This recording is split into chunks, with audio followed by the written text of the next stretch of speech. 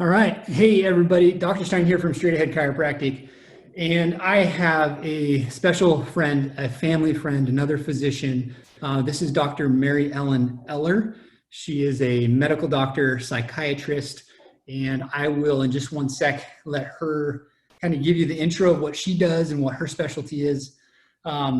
Here's the reason we're doing something like this, why we have partnered in doing this really this interview and this meeting that will probably end up turning into podcasts and more resources. And that is, if you have been to our office, this is probably, you might even be one of these people that has come into the office and has just experienced brokenness, shared some brokenness, has said things like, I don't even know why I'm sharing this with you. You've probably used up some of the Kleenex that we have in our office, which we have it spread out all throughout the office, because we believe that healing extends far beyond chiropractic. It extends far beyond medication, and healing, ultimately, we believe transformation and lives transform really start with the renewing of your mind. And so we want to speak into that space quite a bit more. A couple of little things about MaryEllen. She's got two awesome young kids. We used to CrossFit together. She has done gymnastics for a long time. Frustrating thing is we're both really competitive, and she can probably still do more handstand push-ups than I can. And I know that she could, when she was 9 months pregnant, do more handstand push-ups than I can, which that's just confession. We're talking mindset stuff. So we're just going to go ahead and air some stuff out. Her claim to fame with our kids is her banana bread. Our kids love her banana bread. And they have even kind of identified her by the banana bread, and when asking, are we going to see the lady that gives us banana bread? So little fun fact, unfortunately, her and Nick, her husband, have moved to Tennessee, so we don't get to connect with them as much as we would like to.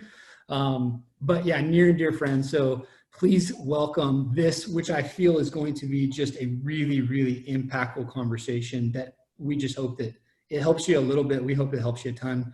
Quite honestly, we're hoping and praying that it changes your life. So MaryEllen, let's hear a little bit about you. I don't really have much to add about myself after that. I don't think I could do more handstand push-ups than you at 9 months pregnant. I don't know if I can even do one now. But more specifically about why this project is so exciting to me. Currently, I work as an inpatient psychiatrist, so I get to see mental illness at the point where we've reached a crisis point. And once we're in crisis mode and we're in that space where we've lost our sense of hope, it's very frustrating for me as a psychiatrist, because there's not a lot that I can do in that moment. And as I went through my training, I started noticing the thing that I got most passionate about was educating people on the ability to prevent mental illness from getting to that point. All of us struggle, and all of us are loaded to be able to have mental illness. We all have the genetics, and we all have the susceptibilities, which also means we all have the capacity to be resilient and to find ways, and to, with skillful intention, find ways to prevent mental illness from impacting our life in a way that makes us unfunctional.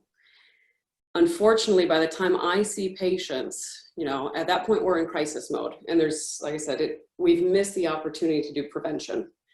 And so being able to speak into that space, being able to speak to people who have the opportunity to prevent things from falling apart into crisis, that's become one of my biggest passions. You mentioned being a gymnast. As a competitive gymnast, I ended up getting injured, and then I transitioned into coaching.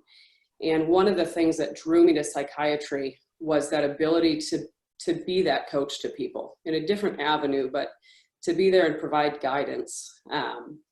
One of my most frustrating situations as a coach was knowing that there was no amount of me being a good coach that gave you skills.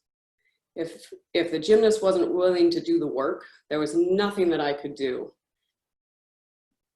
to change their trajectory. But being able to have the skills and being able to guide someone that was truly motivated to do great things, being able to see them achieve things, there was nothing more motivating for me as a coach.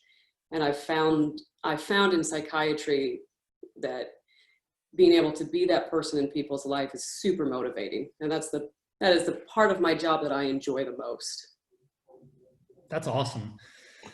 So I think that segues pretty well into, I mean, one, we've had conversations, right? I mean, behind the scenes, as friends, as professionals, just even before we hit record on this, we talked for 15, 20 minutes.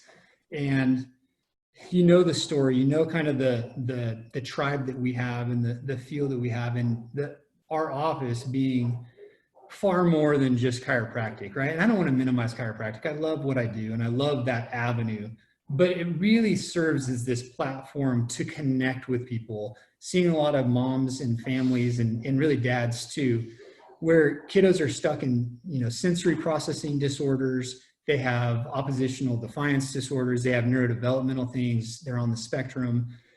And that, I mean, having kids alone, we have 4, you have 2, like having kids is just difficult. It's hard. I mean, it's rewarding. It's awesome, but it is like the hardest thing I think that adults can do, right? The hardest adulting is parenting. Mm-hmm. And in that realm, a lot of the conversations we have is, I believe divinely, like we'll just say that divinely, people don't just randomly show up in the office. They come in sometimes on the arm of a trusted friend, and sometimes they just are spending all night Googling, like, where do I go? What do I do? And they come into this office, and the greatest common denominator that we all have, not just people that come into the office, not just the people that you treat, but all of us, the greatest common denominator, I think, is brokenness, but not everybody finds hope. They step into our office and they say things like, I mean, they verbally vomit. And I kind of joke and say, if you've been to our office, maybe this is you. And if you haven't been to our office, maybe this will soon be you. But having that place where we want to have a space where it's okay to not be okay, where we're really a safe place. Now, how do you, where does that, from a neuropsych standpoint, like, where does that come from? Like, why at a chiropractic office? Why not somewhere else? Hang on, we're going to have a brief interruption here. Yes, buddy. You got to say hi to Mr. You want to say hi to Tim? Thank you, guys. I need you. Oh. Hi, guys. Hi. All right. Anything else? No. All right. Can you give me a couple minutes? Okay, thank you. They just went caving. That's so cool. And they brought me a gift from the caves. I'm very excited. I'm sorry, though. I got distracted. You were mentioning what it is that allows people to be in that space. Yeah, so like, I kind of go to, and you've actually talked me off of this ledge, but there's been so many times where I'm like, I'm just a chiropractor. Like, why are people sharing this with me? In the beginning, I love it and I know I'm called to it, but in the beginning I ran from it because it scared me, because I just thought, why are people sharing this with me? And so we talked about shame. We talked about judgment. In the past, we've had that conversation. So just speak into that a little bit. And I love what you just described as how when people share, like the gut reaction, right, is to run, right? Like, ooh, this is uncomfortable. I don't want to have this conversation. And if that happens with you as a professional, right, you can imagine how much more intensely that happens in somebody's day-to-day life. In that space where we know we're struggling and we have this emotion and we want somebody to share it with, to tell us, like, this is normal, right? Like, you don't need to carry this guilt, this shame. What you're experiencing is perfectly normal. When you have that opportunity to have that conversation with someone who is willing to hang in there with you and not run away, but to hear, when there's that sense of safety, it opens up the ability to have those conversations and to normalize the feeling. And for most of us, that's what we need. We need that opportunity to normalize what we're going through. And I feel like in our culture, we've built people up in a way that yeah, it's trendy to say, it's okay to not be okay, right? But a lot of the time we don't believe it, right? And we get so many mixed messages about, oh yeah, sure, it's okay to not be okay, but don't actually talk about it. And make sure you don't post it on Instagram. We just want to see the nice stuff. And so when you have that opportunity to finally let your guard down and share with another human, like, hey, life sucks for me right now. This is hard. I don't have energy. I'm not the person I want to be. Being able to speak those words in the open changes the way we feel about ourselves. And I think that's why when people come into a space like your office and they feel that sense of safety, where they feel that the judgment level is low and you're not going to kick them to the curb as the moment they open their mouth and emote something, right? Suddenly it's that fresh space where there's safety and there's that ability to relate and to feel normal with not being okay. And that is powerful. I think that is one of the most healing human experiences that people can have, is knowing I feel this thing and I'm not a crazy person because I have this feeling. This is in fact a normal thing that every human experiences. And knowing that changes everything. So there's this secondary phenomenon that happens when people do let their guard down. And I honestly think, and we talked about this, it's almost sometimes like people are blindsided or sucker punched by hope, right? Where they feel that sense of safety. And as soon as that safety gives them enough security, it's just like emotional vomit all over the place. And at first I didn't know how to deal with it, right? At first, I mean, a couple of years ago, I was just like I said, I tried to run from it. And now I just recognize, like, this is part of the calling. Like, I need to press into this space. It's not chiropractic by necessarily, but we also believe that every interaction influences every other interaction, and every influence of one cell in the body influences every cell in the body. And we don't compartmentalize things. And so the secondary phenomenon is, once that emotional vomit happens, it's really quick apology. I'm sorry. As soon as the tears flow, an I'm sorry comes out. What is that? So like we talked about, right? Being emotional, there comes with, as a society, we've fed so much shame into that experience of emotion, right? So that risk of burdening somebody with that emotion, right? The gut reaction is, I'm so sorry. I should never have let that happen. I'm sorry. I let you see in this window, and let me close the shades up again, right? Because what's behind that is scary to us, right? But also there's that risk of judgment. And we don't want to, the mindset is, I don't want to burden you with my problems, and I'm sorry for making you do that, right? And you think about how that normally plays out, right? I share my feeling, the person runs away. I'm left feeling guilt and shame over the fact that the burden that I tried to share with them was so heavy that they had to run. And that mindset is so ingrained in us that it becomes automatic. The amount of things that we apologize for is astounding. If you sit back and listen to language, right?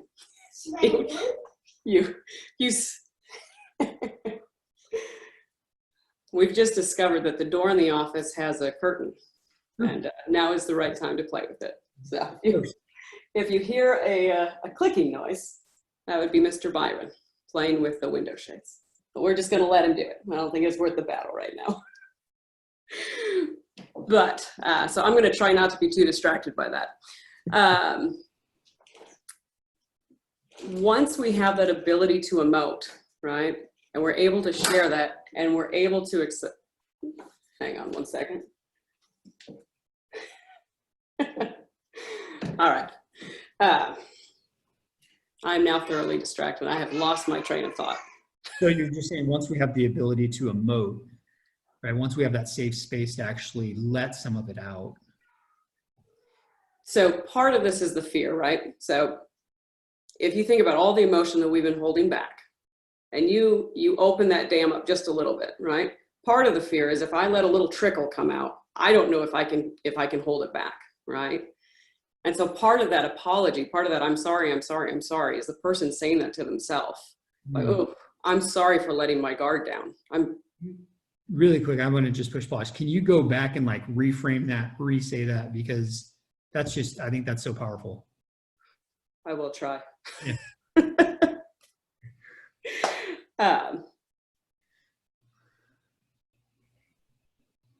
Where am I starting from? Yeah, well, just the idea that some of the verbal apology, like if I'm apologizing to you, I'm really either not forgiving myself, or I'm trying to forgive myself, or I'm apologizing even internally. Yeah, true. Yeah.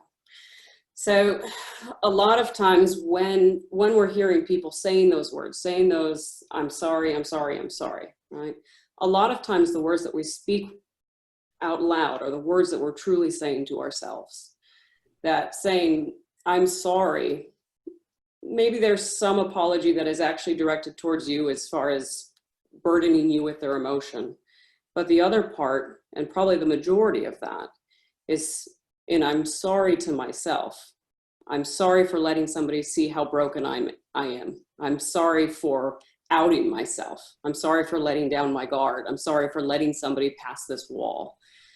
And that is where, when you're able to allow somebody to share that space with you, right? Allowing them to continue despite the I'm sorry's, letting them know that it doesn't bother you and this is a safe place to share. A lot of time it's that sense of safety that allows people or draws people back time and time again.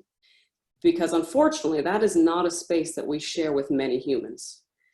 And a lot of times, I feel like that lack of space is what really, really fuels the mental illness that I see months down the road, right?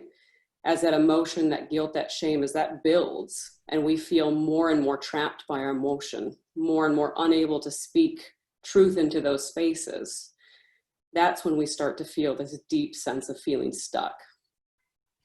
And I think that the idea of stuck is it's just such a good analogy, right? In our conversation earlier off camera, I had said, I think I had said something in the realm of like simplicity, right? And you said sometimes, and I said something framed around the idea of something being stupid. And I said, that's really simplistic. And you said, sometimes the like simplest truth is the best truth, or I forget exactly your wording, but I think that whole idea, if a lot of the cases that, a lot of the conversations we're having, I mean, I don't know when people are going to watch this. They might watch it soon. They might stumble across it in the archive somewhere down the road.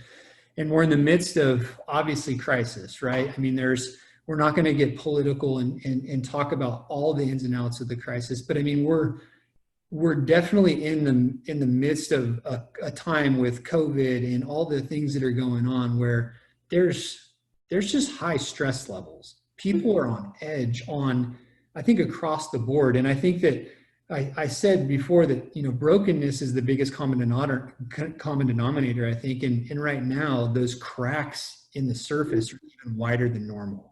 Mm-hmm.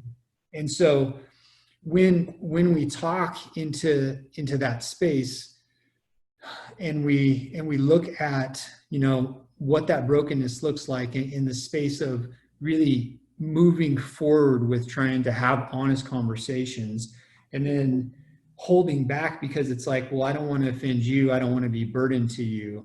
Like as mom specifically, and then maybe I can speak into dads on this too. Like what are some tips, tricks, like where do people even start if they recognize that this is something, which I know awareness is a big thing that you're going to say probably. I can't read your mind, but you're probably going to talk about awareness. What's the process? Because they're stuck and most people just want to get unstuck. Like that's the whole point of, I think that's why you do what you do. That's why I do what I do, is not just to get them unstuck, but really to get people beyond unstuck, beyond stuck, and then get to a place where they're actually thriving. But what's that first step? Where do you get traction? So I wish there was one really simple answer, and there's not. Me too. Humans were designed for relationship. So I don't think any of us can be truly successful at getting unstuck in isolation. As humans, we need that ability to feel that sense of normalcy, right? To know that what I'm going through is okay, right? It's okay to be angry at my kids sometimes. It's okay to throw up my hands and say, why did I have kids in the first place, right? Like those are normal human emotions, and we don't talk about that stuff. Those feelings, right? That ability to connect and normalize, you cannot do that if you're stuck in a room by yourself all day. You can't do that as a single mom if you're stuck at home and you never leave the house, you never have a moment where you're not with your kids, right? That ability to have that conversation goes away. So part of this is finding one human, finding your group of humans, finding some sense of support where you can have those conversations in a safe place. The last thing that moms need to hear is that they need to do more. That is absolutely the wrong answer to this. Truly, we need to be better at prioritizing things, right? I'm going to speak for myself here, but my mindset has been, I have to do everything, right? I have to be the best mom. I have to be the best doctor. I have to be everything for everybody, which leaves very, very little time for me to do anything for me.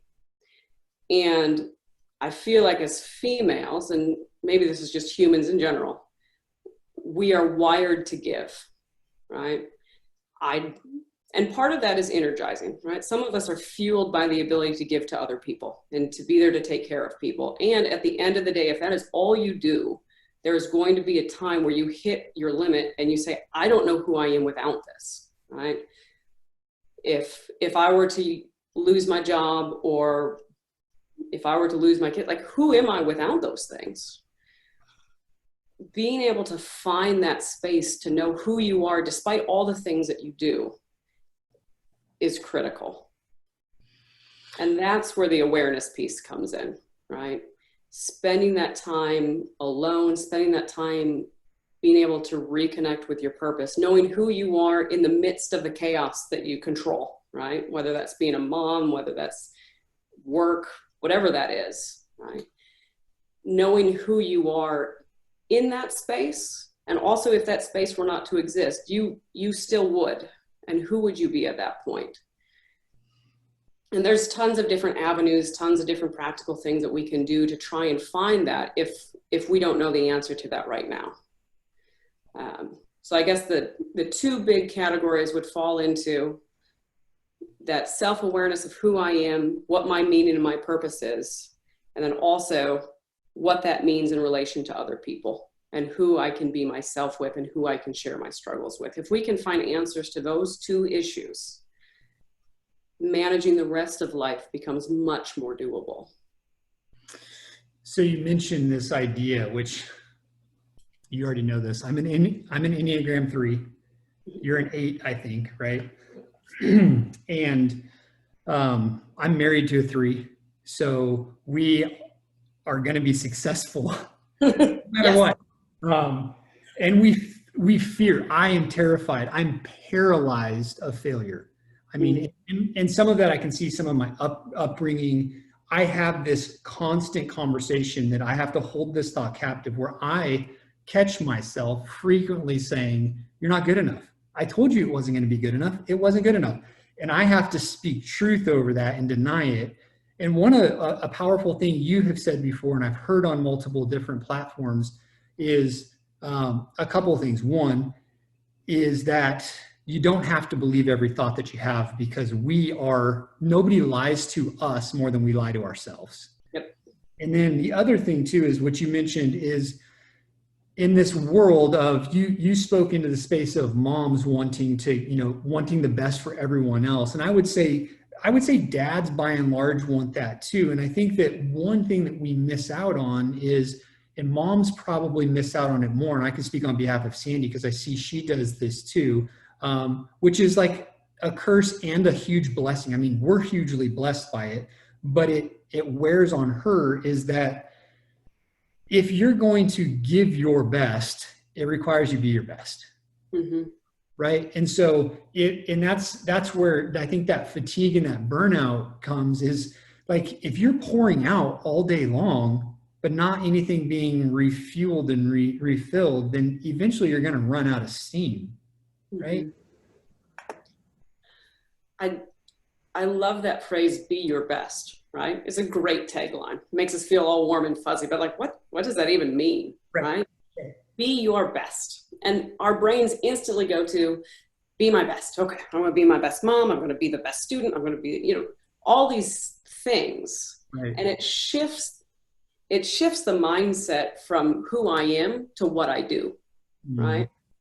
And I think we need to be able to move the conversation back to who I am, right? Because if I can be, and here comes another tagline, if I can be my best me, right? It allows me to have something to give to other people. And they're two terrible and catchy little taglines, but shifting from what I do to who I am changes the mindset significantly. The other thing you mentioned was paying attention and bringing that awareness to our thoughts. And this is one of my favorite pieces when we talk about the preventative side of mental illness, being able to call this particular issue into awareness. A lot of this stems from different, really two main therapy models. The main one being cognitive behavioral therapy, and the other one being ACT, or commitment therapy. Basically, the tenets of this is that we have little to no control over our feelings, right? Feelings just pop up, they happen. Because of that, we can't really judge ourselves over what we feel, because we don't really get to control what it is that we feel, right? Once we have the feeling, usually there's a thought, right, that comes along with it. And those thoughts happen so automatically and are so ingrained that when we start to pay attention to the thought that's fueling the emotion, we usually end up finding some pretty big patterns in our thought processes. There's way too much information in this world for us to judge every single bit of information our brain processes individually. So our brain has learned these structures to filter all the information through. And sometimes those are super helpful, right? And sometimes, because of life experience, because of the way people have spoken into our lives, or just the way that we're genetically wired, right? We develop these filters that can be super unhealthy. So finding ways to draw our awareness to the thought, right, allows us to start to question, am I filtering this information through something that is realistic? Or maybe this is just a pattern that I've become accustomed to that up until now I've accepted without question, right? In therapy, there's a lot of different ways that we go about trying to find and pulling out these patterns. I'll give you an example of myself, one that surprised me, right? We were in the process of learning therapy. We were reading through these dialogues.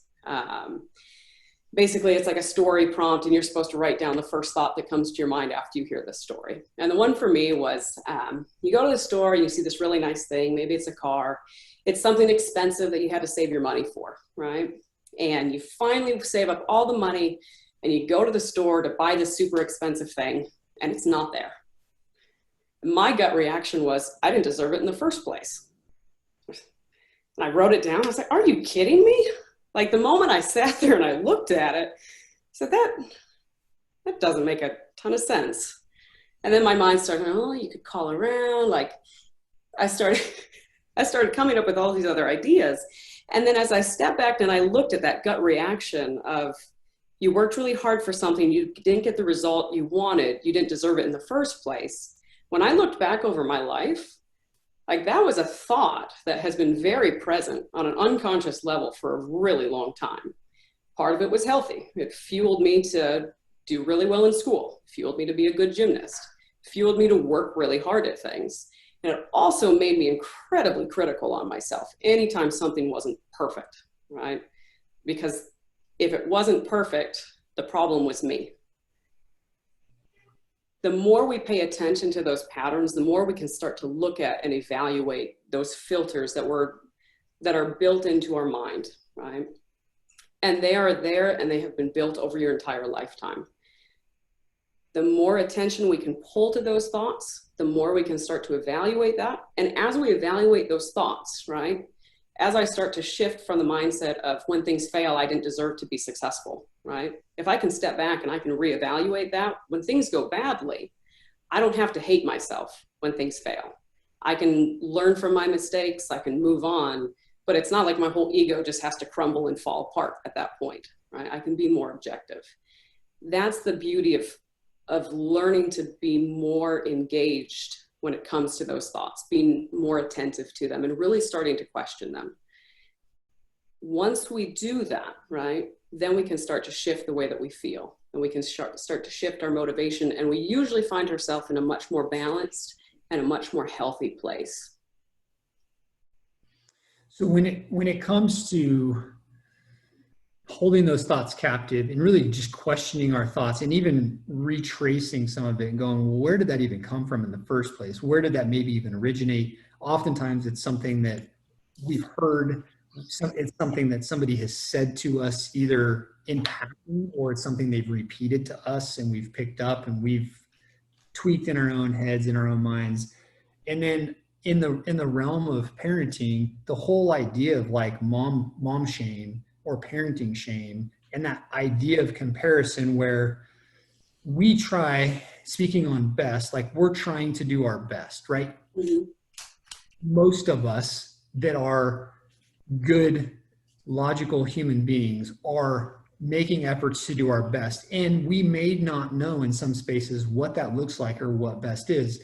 But at the same time, we're never going to be good enough for other people because they don't care if we do our best. They want us to do their best, Mm-hmm. right? They want us not to live up to expectations that we have for our family, but they want us to live up to expectations. So we gotta wrap this up in a few minutes, but like in the realm of these moms and families being kind of stuck in the cycle of stress, shame, in the midst of, they just feel locked up in their house because their kids haven't gone to school in like 18 years or whatever. And they and not only that, but like the outlets are closed, right? I mean, the places to go, some of the parks are shut down, and they don't even feel like they can even go in their front yard without the neighbor yelling something at them, like, get back in your house. And even though that's not real and that's not the norm, Right. but that fear escalates. And I even shared with you that in the last couple of months, I've experienced this anxiety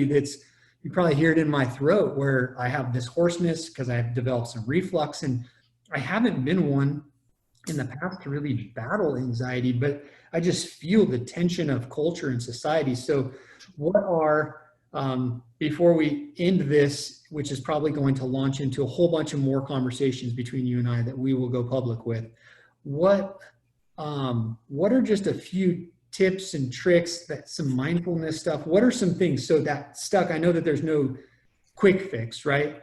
But what are some things to really just, maybe what's a step to overcome shame? What's a step to break free from that whole like perfectionism thing? Like the cliche, done beats perfect, right? Like I forget your quote you said to me a couple of months ago, but you said something to the effect of, anything worth doing is worth doing poorly. Yeah, I hate that quote. And I have to tell myself it all the time because I get so paralyzed that I don't want to do anything, right, until I know it's going to be perfect. So how do you just do it without just doing it? I'm a work in progress on that one. But a lot of times, so we can't solve a problem if we don't know what the problem is, right? So that's where this idea of mindfulness or awareness can be really, really helpful.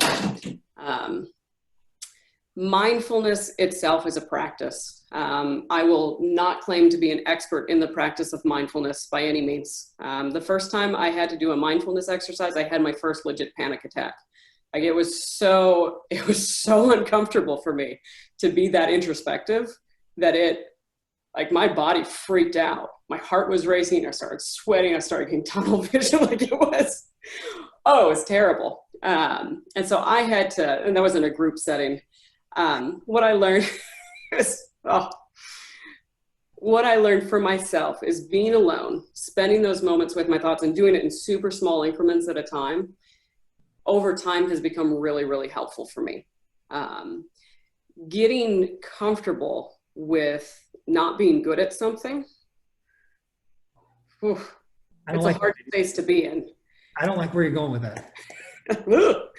Mindfulness is one of the hardest things that I have ever done, because it literally encourages you to just exist and do nothing, which goes against every fiber of my being. I want to do things. And so just having to sit there and just watch my thoughts float by and do nothing about them. And when a to-do list pops up in my brain, try to push it aside for a minute. Like that just, it feels painful to me. But as I started to do this more, right, and I got to a point where I can sit and I can be mindful, and I cannot do it for more than 5 minutes. That is my personal limit, and that is after years of practice. My blood pressure has come down significantly because of it. And if I practice mindfulness before I go to a doctor's appointment, my blood pressure, I used to have what I just claimed to be like terrible white coat syndrome, which might be true. The truth is probably that I have high blood pressure and I just live with an elevated sympathetic tone all the time. So finding ways to intentionally activate the parasympathetic nervous system, which is what mindfulness and breathing practices, that's the whole goal of doing those. That brings your body into a state of relaxation where you can be more introspective. So practically mindfulness, I tell you that long story to say, if you try mindfulness and it feels like a complete utter waste of your time and it feels uncomfortable and terrible, that's fine. I learned personally that's a normal experience, and mindfulness is hard. And if you invest some time and focus on mindfulness, it truly does have some really long-lasting, long-term and health benefits to doing it. And there's a bunch of different ideas as far as specific practices that you can use to help guide yourself in the practice of mindfulness. And those are like super easy to Google. My favorite is basically to imagine yourself sitting on a river, just sitting on the bank of a river, and as your thoughts come up, you put them on a leaf and they just go floating down the river, and you just watch your thought in the form of that leaf float down the river, and then it floats away. And then a new leaf comes and a new thought. And your goal is literally just to sit there and watch the thoughts float down the river, and just to be okay with that. And as your mind drifts away, that's fine. You just do your best to bring yourself back to that river, and you watch those leaves keep floating. That personally has worked best for me, but I love sitting by rivers. So people have to find whatever works for them. What was that? What about journaling? Journaling, that was going to be the next recommendation. For people who are much more practical, who like, physically doing something or doing something more tangible, journaling can be incredibly helpful. I personally like journal prompts instead of just pulling up a blank sheet of paper and writing whatever comes to mind. What I found is that journaling with intention seems to carry much more benefit. So journaling with intention can include, most of them follow like a 3-prompt format as far as, what did I do well today? What do I want to do better tomorrow? What's my goal for, tomorrow, or something like that if you're journaling in the evening. Obviously that would change a little bit if you're doing it in the morning. Anything that increases your sense of connection to purpose will have long-lasting results when it comes to combating shame and guilt. Journaling can be really helpful with that. Mindfulness is good. Any intentional awareness to your thoughts is also super helpful. So mindfulness is a way of doing that. In cognitive behavioral therapy, there's some really good resources to start what's called like a thought log or a mood log. That's a very practical thing that people can do if they want something more tangible to work on as far as bringing their thoughts into awareness. And doing more is not always better. So if the thought of doing those things is just overwhelming, then now is not the right time. Now we need to focus on prioritizing and just maybe carving out 15 minutes a day for doing self-care, right? And as we start prioritizing taking care of ourselves, then once we have that built into our schedule, then we can look at maybe finding some more specific things to make sure we're optimizing that time as much as possible. It goes back to that idea of being perfect, right? So it's not a matter of necessarily, I appreciate all the tips and tricks and the tools. And I know you have like a whole library of resources that we can share and give to people, but it really boils down to like, just do something, right? I mean, not add more to your daily routine, but maybe can you carve out, like, can you shave off a little bit of time and really just allocate time or prioritize things a little bit differently, so that maybe you start with writing one sentence in a journal, right? And then one sentence turns into two. Or maybe you write the same sentence every day for a week and you just process through that. But it's a matter of really getting momentum, because you can't steer a parked car, right? I mean, that's paralysis by analysis. You suffer from it, I suffer from it. And that whole idea of just do something and then correct the course along the way. And that, I think it's a hard, small first step, right? I mean, it really is a simple little, if you lean forward enough, you're going to naturally step, because you're not going to fall. You don't want to fall on your face. And I think that's really what something that, I would suggest, and I think you would fall in line with that, is just lean in a little bit so you get a little off balance, which then will force you to take that next step. Both being athletes, I love athlete analogies, right? No one in their right mind would say, I'm going to go out and run a marathon today if they haven't trained for it. When we talk about doing these things, the perfectionist brain says, I'm going to do this perfect. I'm going to do all the things. I'm going to do it so well, and I'm going to start tomorrow, right? When it comes to self-awareness, when it comes to the process of self-improvement, there is no waking up in the morning and running a marathon. Even if you make it 12 miles into that marathon, right, you're going to burn out. Right. Anything that you can do to start training, and that's what we have to keep in mind, is when it comes to improving myself, I did not get where I am overnight. Getting to where I want to be is also not going to happen overnight. And if I prioritize self-improvement, if I prioritize self-awareness and prioritize the journey of getting to where I want to be, then it's those little steps. It's that leaning in. That goes a long way over the next year, 5 years, 10 years, 15 years. And slowly you look around and you realize I'm much closer to being who I want to be than I was, yesterday or a year ago or 10 years ago.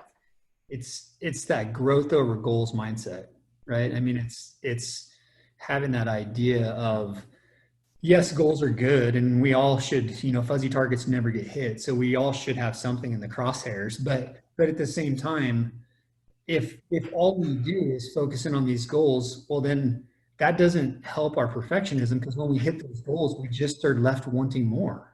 Mm-hmm.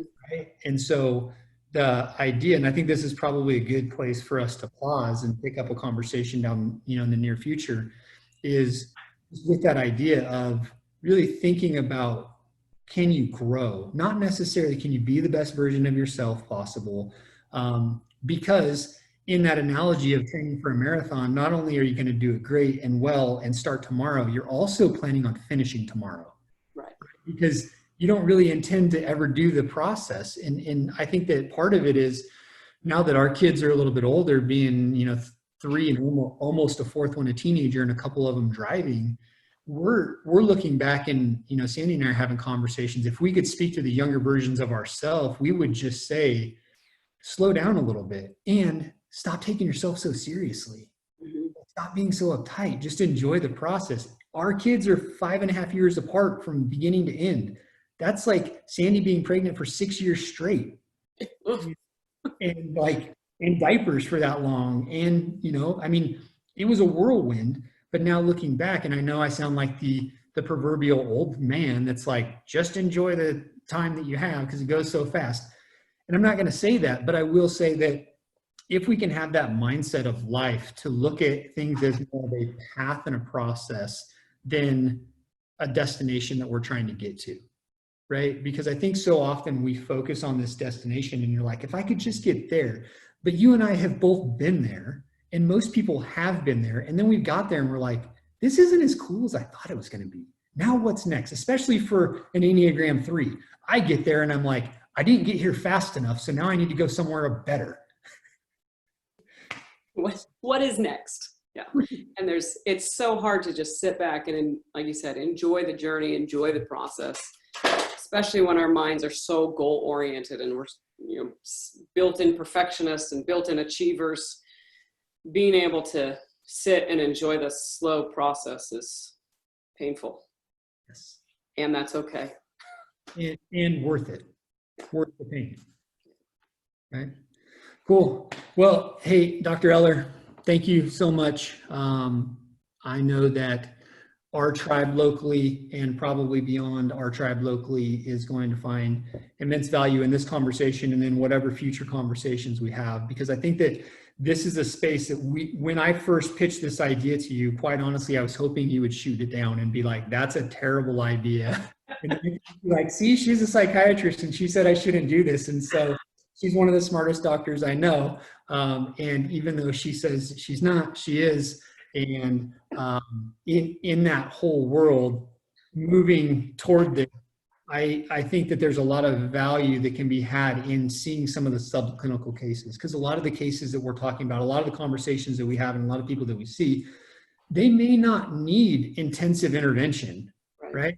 They're not the people that you're seeing in your clinic where there's a totally different protocol than the people that are walking into my office.